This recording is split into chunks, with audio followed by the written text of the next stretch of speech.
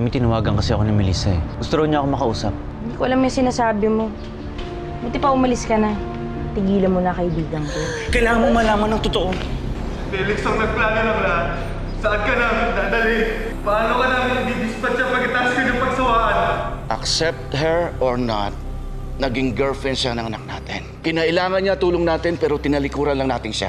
We should be ashamed for what we did. Magsasampa ako ng kaso kay Felix. At hindi ako titigil hanggat hindi ko siya nakikita nabubulok sa kulungan. Excuse me po, Ma'am Ofelia, Sir Felix. May mga pulis po sa labas ng gate. Hinahanap po kayo, Sir Felix. Ako nang kakausap sa kanila. Just stay there.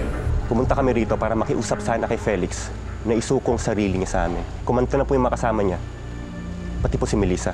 Rapist po ang pamangkin niyo. Felix is not the rapist.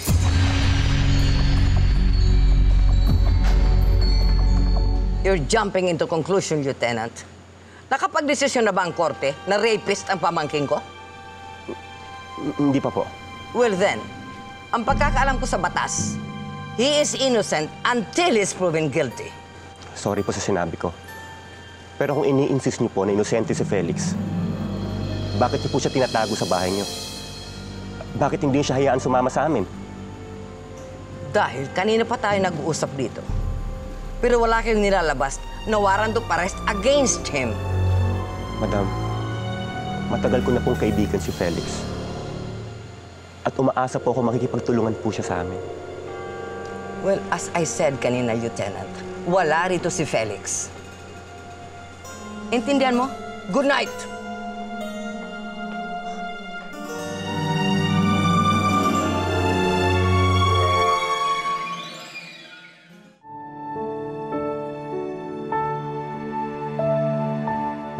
Hindi natin kailangan ng daddy mo sa buhay natin. Yun ang tandaan mo, ha? Kakayanan natin to na tayong dalawa lang.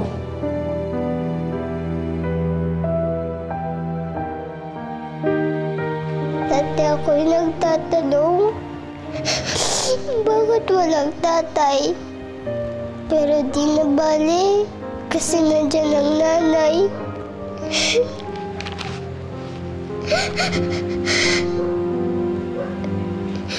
Hindi lang naman po nanay ang kailangan ko, Mami. Kailangan ko din naman po si Daddy.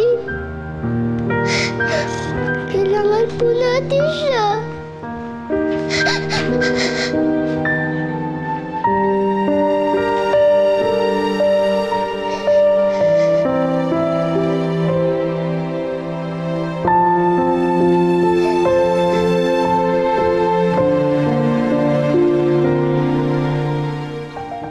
Felix, galing na rito ang mga pulis. At siguradong babalik ang mga yung bukas. And this time, dala na nila ang warrant of arrest against you. Please, Felix, umalis ka na ng Pilipinas. Hindi ko pwedeng takasan si Melissa. Mas lalo na siya magagalit sa akin kapag ginawa ko yun. Are you saying na willing kang magpakulong? Kung yun ang kinakailangan. Kung sa korte ko lang mapapatunayan kay Melissa na pinagsisisihan ko yung nangyari, nakatulad niya, biktima rin ako.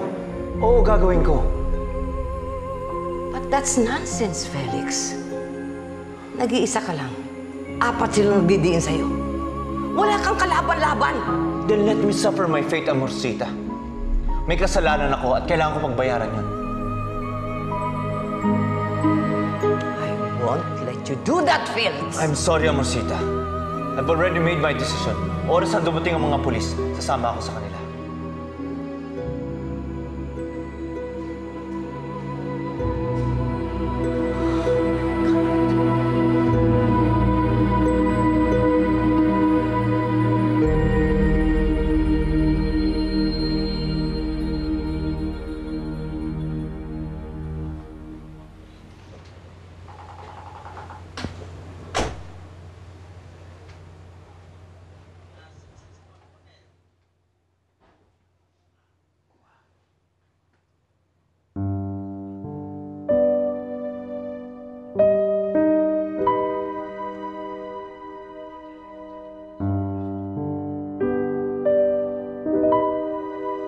Dati ako'y nagtatanong,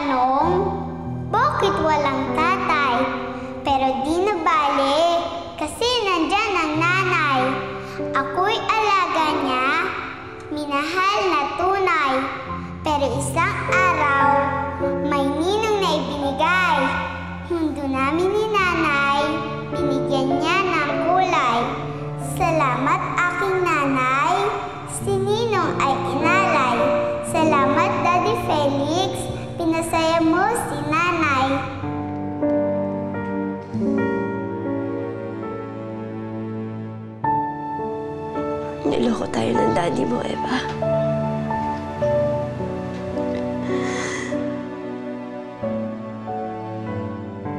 Sabi nga nila, pag nakilala mo na yung taong mahal mo, gagawin mo lahat para sa kanya. Nakalimutan mo maski sarili mo. Ang importante, maging masaya ang taong mahal mo. At ikaw ang importante sa akin. Ngayon magkasama na tayo. Pinapangako ko sa'yo ako magiging pader mo. Pagsisikapan ko ng patibayin ng aking sarili. Kapag nahihirapan ka, nandito lang ako sa sandalan mo. Mahal na mahal kita, Melissa.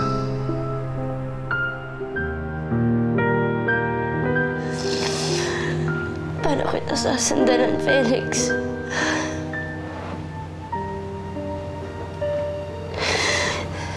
Kung ikaw ang taong sumira sa buhay ko.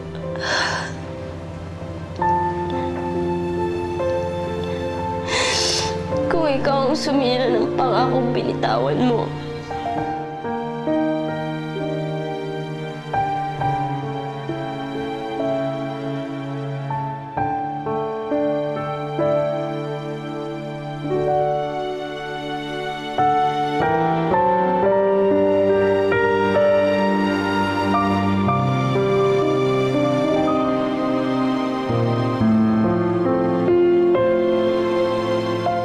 Sira na ang pangalan ng gagong Felix niyo kay Melissa. Kuunti na lang. Lubos na ang paghihiganti ko sa ginawa niyang pag-agaw kay Melissa. Pero pare, sinabi na ba sa'yo ni Melissa na kasampahan niya ng kaso yung asawa niya? Hindi na niya kailangan sabihin yun dahil alam ko yun ang magiging desisyon niya. Ako na lang ang pwede niyang maging sandalan, pare. Mayaman lang ang pamilya ni Felix. Pero kami, marami kami koneksyon sa politika. Ibabaon ko siya sa dapat niyang kalagyan. Pare, papunta na rin yun sa iwalahin ni Melissa at Felix. Si Melissa na magiging malaya, pare. Ikaw, pare, nakatali ka kay Rebecca. Puputulin ko na rin yung taling yun. Oras na makikipaghiwalay si Melissa kay Felix. Ihiwalayan ko na rin si Rebecca. Wala na makakapagpigil sa pagsasama namin ni Melissa.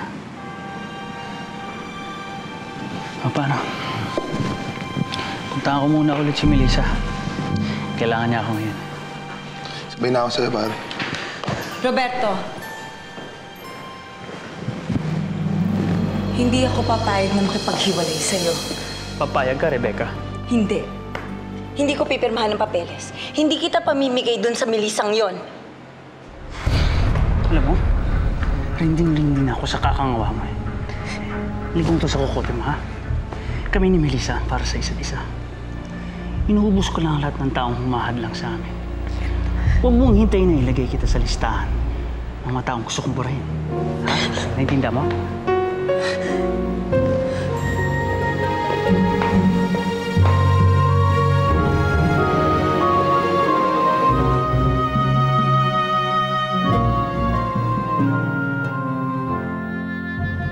Are you serious? Wow!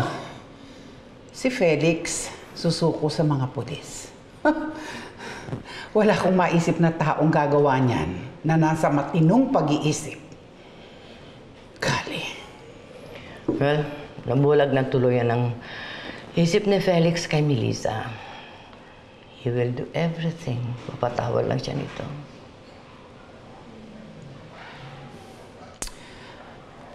Alam mo, mabuti pa siguro.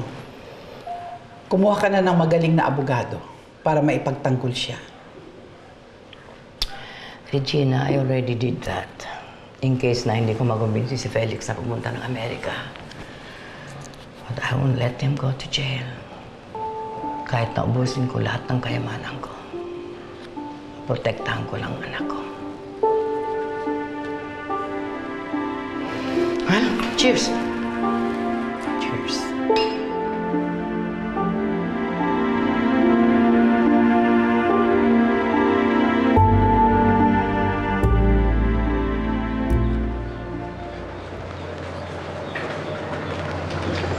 Salamat. Melissa, huwag mo na isipin yung tungkol kay Eva. May bahay bakasyon na ng pamilya namin sa Ilocos. Baka gusto mo, doon na magtigil si na Eva at ang nanay mo habang dinidinig ang kaso mo sa korte. Walang kapatawaran talagang ginawa sa akin ni Felix. At kaya na kita pinapunta dito, Roberto. Kasi hihingi sana ko sa'yo ng tulong. May kakilala ka bang magaling na abogadong pwedeng humawak sa kaso ko? May nakausap na ako, Melissa. May nakuha ko na abogado? Oo. I'm sorry kung pinuunahan kita. Okay lang yan. Hindi mo na kailangan mag-sorry. Ang dami mo nang nagawa para sa akin eh. Mula sa paghanap mo dun sa mga dumukot sa akin. Pati sa pagtulong mo sa problema ko kay Eva. Ang laki na ng utang na loob ko sa'yo. Bumabawi lang ako sa'yo. Sa lahat ng mga pagkukulang ko sa'yo noon. Pero ngayon at nahanap na yung rapist mo, makakaasa ka na hindi kita iiwanan hanggang sa huli.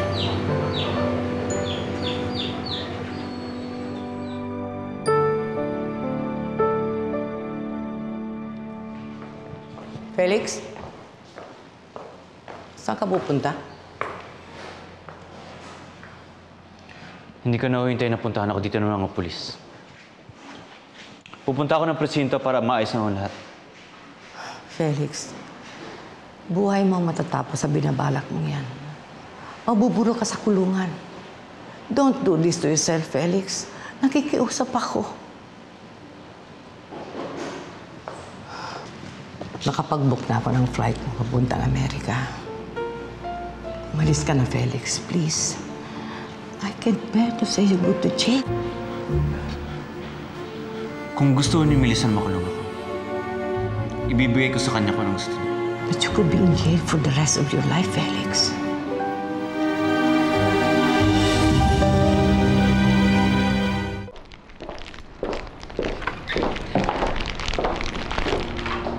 Rebecca?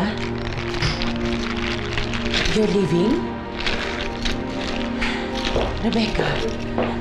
Pagod na ako makipagkompetensya para sa atensyon ng anak niyo, Mama. Pero akala ko mahal mo ang anak ko at handa mong ipaglaban ang pagmamahal ninyo.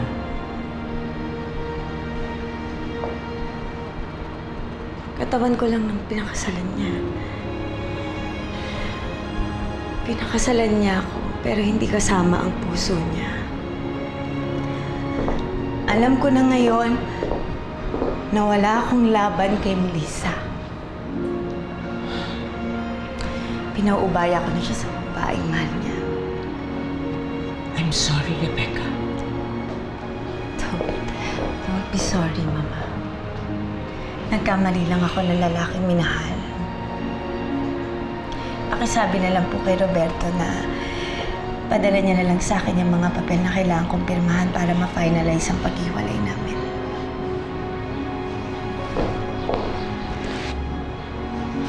Rebecca, don't leave. Please.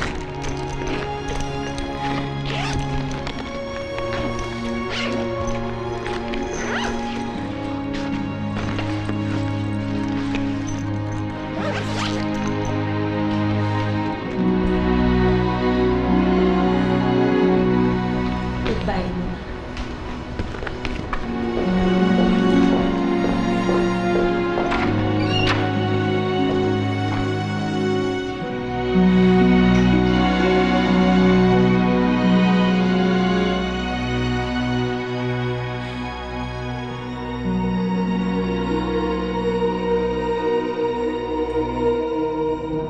But you could be in jail for the rest of your life, Felix. Pero Amorcito, ito lang ang naisip kong parang para magkaayos kami ni Melissa. Paano naman ako, Felix? Mamamatay ako pag nakita kitang nakulong. Huwag nga kayo magsalita ng ganyan. But that's the truth, Felix. I could die tomorrow habang naghihirap ka sa kulungan. Besides, hindi ka naman nakakasiguro na mapapatawad ka ni Melissa oras sa sumuko ka, hindi ba?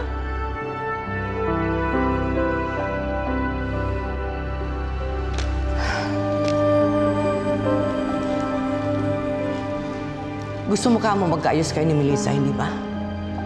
Then leave. Hayaan mo munang humupa ang galit niya sa'yo. Pero Amorsita, Felix, tinaydor ka kamo. Hinabaran at mga kasama niya, hindi ba? Then let me fix this first, Felix. I want to know kung bakit sila nagsinungaling. Kung bakit ikaw ang dinidiin nila kay Melissa. Nag-hire na ako ng abogado. I want her to go over your case kung may pag-asa pa ito. Then when everything is all right, I will call you para bumalik ka rito.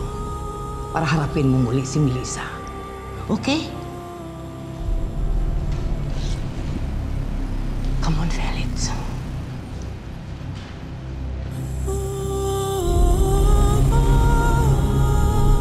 Ted, balik na lang tayo sa bahay.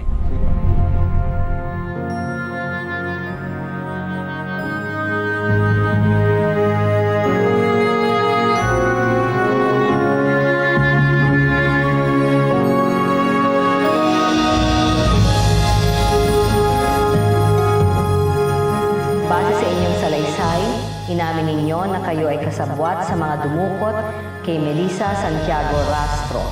At matapos ang masusing investigasyon ay napag-alaman na may matibay na ebidensya upang isampa ang kaso laban sa inyo bilang mga kasabwat sa panggagahasa kay Melissa Santiago Rastro. salamat, Detective. Makakarating yung ibanilita mo sa akin kay Melissa. Nanggaling daw si Detective kaya Felix kagabi. Iimbitahan sana siya sa presinto. Kaya lang ayaw siya ilabas ng tita niya kahit nandun siya. May duda ako. Baka bala ka ng takasan. Huwag nating hayaang makaalis si Felix Roberto. Halika na, kausapin na natin yung kinuha mong abogado. Sige, tara. Sasanyasan niyo lang po ako.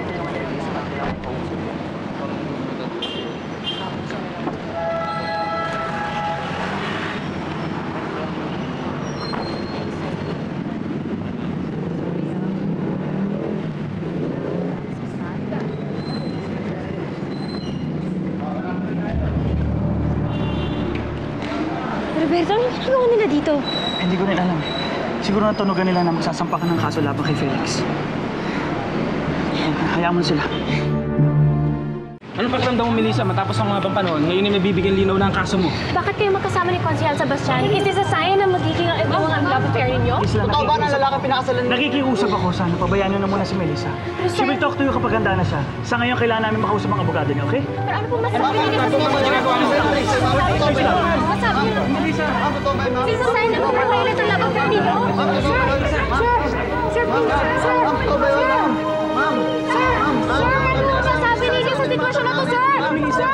Wala na si Felix.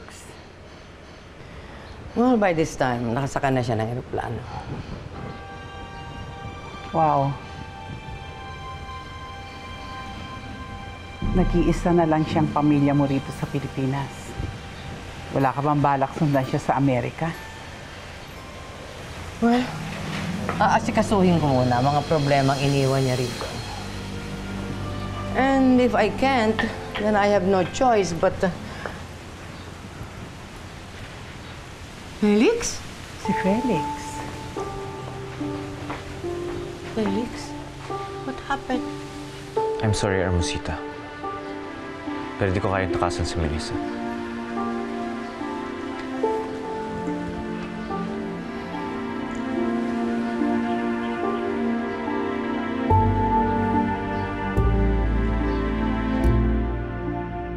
Sino ang kakasuhan mo? Ang asawa ko po, si Felix Rastro. Anong naging kasalanan niya? Nirape niya po ako. 6 na taon na nakakaraan. Yung asawa mo ang nang-rape sa'yo? Po. Nangyari ba to before or after kayo ikasal? Bago po kami ikasal. Well, I'm so sorry to say this, Mrs. Rastro. Pero ayon sa batas natin, hindi mo siya pwedeng kasuhan ng rape. kalokohan ito, attorney?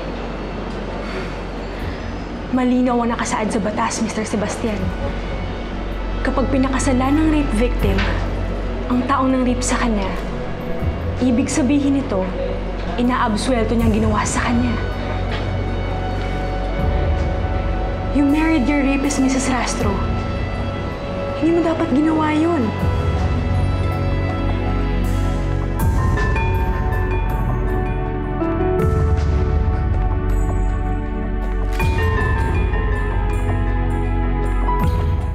Felix! Felix! Felix! May chance ka pang takasan ang kasong sinampa sa'yo ni Melissa. Pero bumalik ka pa. Gusto mo ba talaga masira ang buhay mo? Oo. Pwede kong takasan ang kasalanan ng ginawa ko kay Melissa. Pero ano kapalit nun? Ang lalo lang siya magalit sa akin. She will never forgive me for that, Amorcita. Mas lalo akong mapapatunayan kay Melissa na wala akong kasalanan kung hindi ko siya iiwan.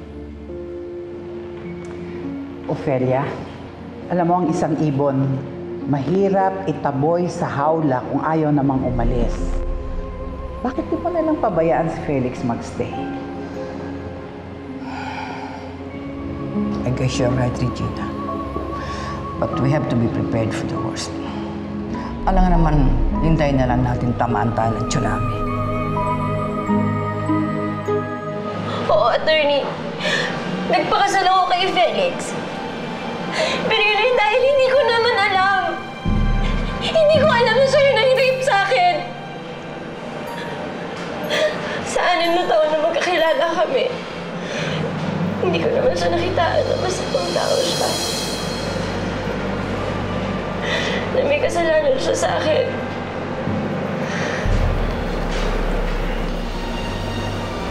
Hindi pa ba valid reason yan, attorney, na nagsinungaling sa kanya si Felix? It would be harder to prove sa korte. Ano bang ibig niyo sabihin?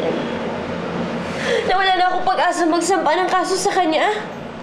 Paano na yung kasalanan niya sa akin? Palalampasin ko na lang? Kung talagang gusto mong kasuhan ng rape ang asawa mo, kailangan ipawalang bisa ang kasal ninyo. Dahil habang mag-asawa kayong dalawa, hindi mo siya makakasuhan ng rape.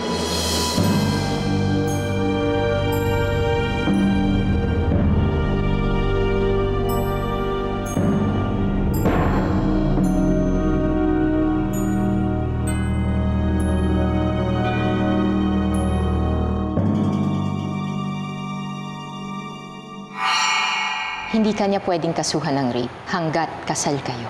Kailangan din nating isipin ng mga posibleng gawin ng kampo ni Melissa tulad ng pagpapawalang bisa sa kasal ninyo bago kanya kasuhan ng rape. Kunin mo na yan!